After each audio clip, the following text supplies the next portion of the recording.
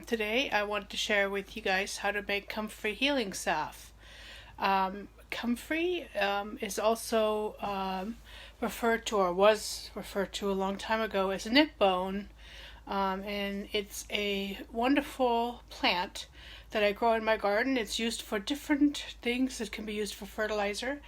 It can also be used for poultices, as well as healing salve for muscle aches and eczema and all kinds of different conditions that are just wonderful to use. So I thought I would show you guys how I do it.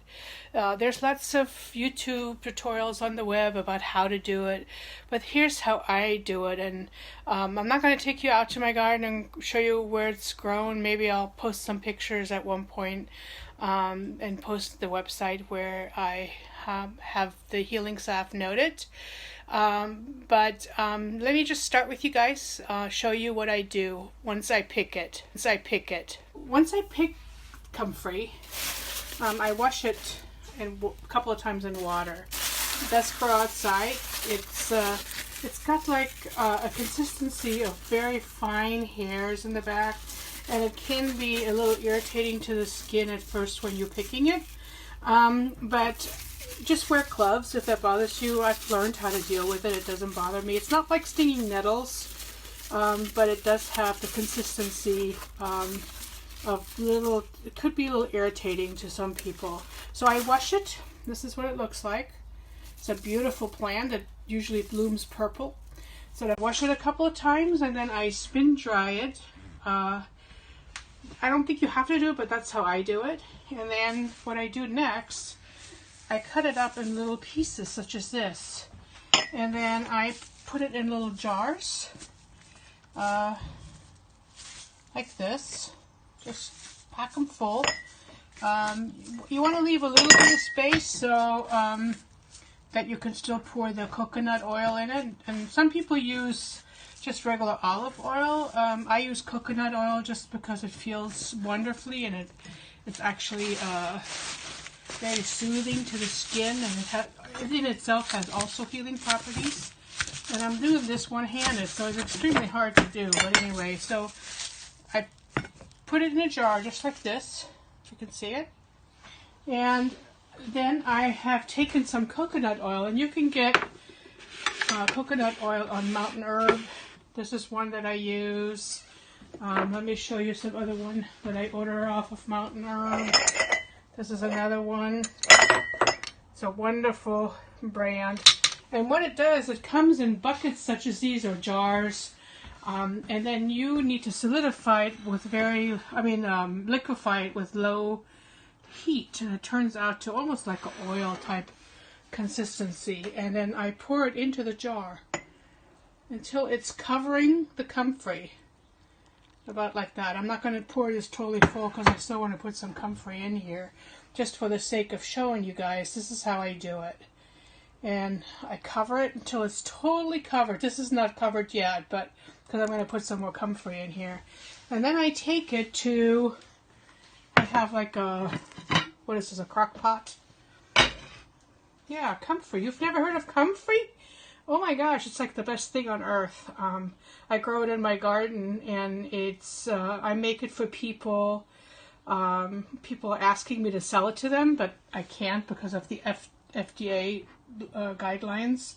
But you can get plants, order them, put them in your garden, or you can get the dried herb on mountainherb.com or other places, and you can make your own comfrey salve. And I put it in water.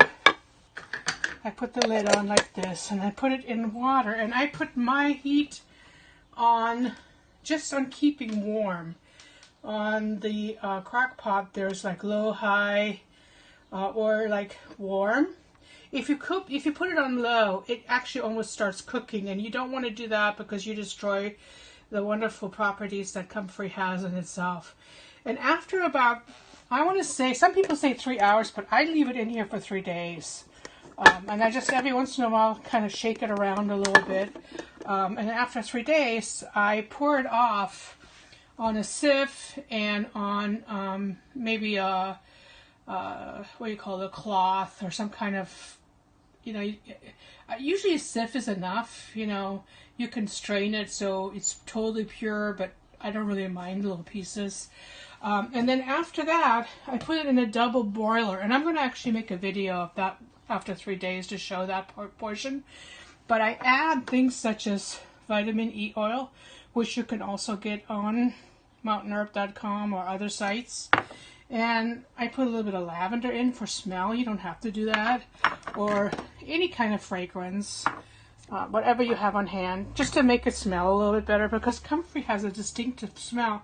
It's not a bad smell, but it smells almost a little bit planty, medicinally. Yeah, I'll make some for you. I'm making it for a lot of people, actually. And this is my last batch for the year, because Comfrey, when it freezes, it you know, the plant goes and comes back next year again.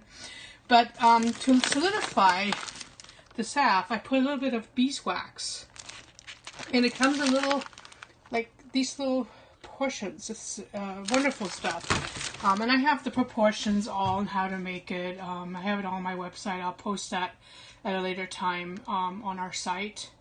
But anyway, so that's what I put in. And in about 3 days, once I have this ready, I'll show you guys the second part of what it looks like once it's strained, and then put the beeswax in it and some of the good smelling things. And the vitamin E oil is actually good for the skin too. And what I have found is, let me show you guys again what the Comfrey oil looks like. It looks like this. I just heat it in a microwave on very low heat setting until it kind of turns into liquid, because it comes in buckets like these, and it's kind of solid. So but anyway, I'm trying to read the comments at the same time, and I'm having a hard time with that. But again, this is what the plant looks like when it grows. It's a wonderful plant. It's called knitbone. If you look it up on the web, you can see all the properties that it has. Some people will use it for fertilizer. I also use it for fertilizer in my garden. I wash it, spin dry it, and then I cut it up in little pieces, put it in these little jars with the coconut oil. Hello, shalom, shalom, is that how you say it? And then again, to recap, I put it in my slow cooker or crock pot on warm setting, not low, because it cooks. You don't want it cooking, you just want it to. The reason why you're putting it in here is you're trying to draw all the benefits of the plant into the oil. That's what you're doing. And if you're cooking it, you're destroying those benefits. So make it low, and then after you strain it, of course. You can use, I can't remember what that cloth is called. Hey, you can strain it, or just use a sieve. If I had the sieve out right now, I would show you guys. But what I will do, when this is done in about 3 days, I will make, thank you, cheesecloth. You could pour it through cheesecloth. I don't. I just use this fine sieve. Once this is done in about 3 days, I'll make the second part of this video. Add vitamin E oil, add some beeswax, and you have a salve that you could use it for eczema. I have given it to people with eczema, people that have had issues because of cancer treatments, radiation treatments, burns. People have used it for that. A good friend of mine used it for that.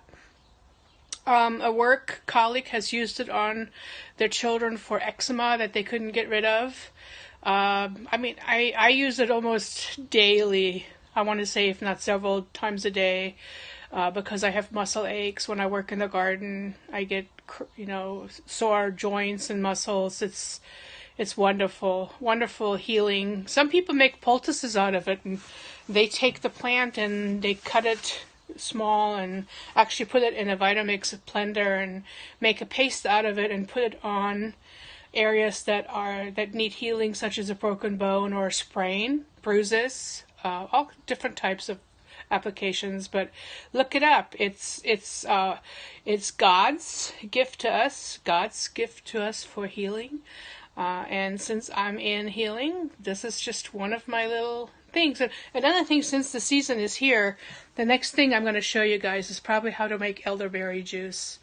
Elderberry is actually preventative, or actually heals colds. So if you have colds, or if you're around a lot of people that have colds, like our grandkids bring germs home to us and we end up getting colds, so we use that for preventative as well as healing colds. So that will be another thing that I will show you guys, and I can also show you guys how to make little elderberry gummy bears that I give to my grandkids. So there's a lot of nature healing remedies that I have collected over the years. So I just wanted to show you today how I make my Comfrey salve, the first part of it. So this is part 1, and part 3 will be coming in about 3 days. Okay, so look for that. Anyway, nice to see you guys. Have a good day.